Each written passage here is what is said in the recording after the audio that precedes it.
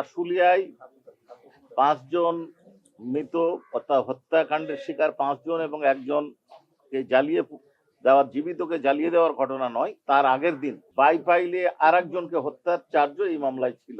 এই মামলায় যাদেরকে মৃত্যুদণ্ড দেওয়া হয়েছে তারা হলেন স্থানীয় এমপি, তৎকালীন স্থানীয় এমপি সাইফুল ইসলাম, ওসি আশুলিয়া থানা AFM Shahed Roni, Abdul Malek SI, ASI Biswajit Saha, constable Mukul Chokdar এবং যুবলীগের সদস্য রনি ভুঁইয়া। এদেরকে মৃত্যুদণ্ড দেওয়া হয়েছে এদের বিরুদ্ধে অভিযোগ প্রমাণিত হওয়ায়।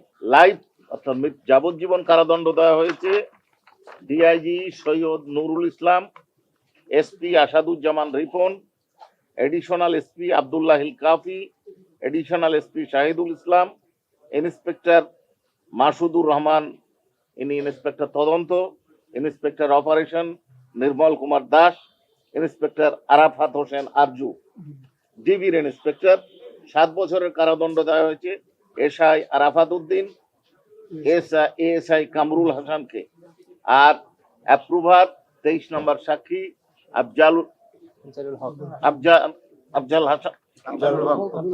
আফজালুল হোসেন, তাকে ফুল অ্যান্ড ট্রু ডিসক্লোজার করার কারণে মুক্তি দেওয়া হয়েছে ক্ষমা করার মাধ্যমে।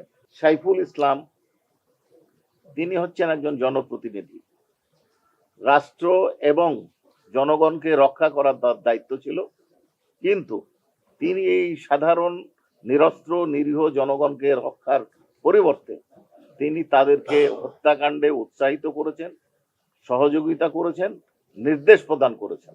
বিশেষত ওসির ব্যাপারে যে বক্তব্যটা আসছে সেটা হচ্ছে যে তার কম্পাউন্ডের মধ্যে তার উপস্থিতিতে এবং তিনি কাউকে নিবৃত্ত করেননি এই জীবিত এবং মৃতদেরকে জ্বালিয়ে দেওয়ায় সহায়তা করেছেন, নেতৃত্ব দিয়েছেন, নির্দেশও দিয়েছেন। এবং তিনি যদি এই কাজ নিবৃত্ত করার চেষ্টা করতেন তাহলে অবশ্যই এটা বন্ধ করতে পারতেন।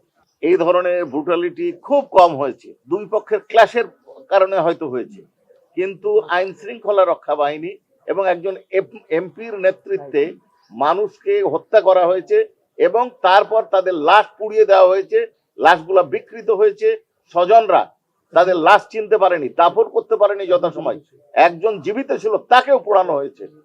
অর্থাৎ তারা তাদের এই হত্যাকাণ্ড নৃশংসতাকে গোপন করার জন্য এই ধরনের অপকর্ম করেছিলেন, যেটা বেশ কিছুদিন গোপন রাখতে তারা সমর্থ হয়েছিলেন। কিন্তু আধুনিক প্রযুক্তি এবং স্থানীয় সাংবাদিক তার প্রতি আমরা কৃতজ্ঞ, তার এই ভিডিও প্রকাশের কারণেই আমরা এই তথ্যগুলো আমাদের সামনে আসছে, যার কারণে আমরা তাদেরকে বিচারের আওতায় আনতে পেরেছি।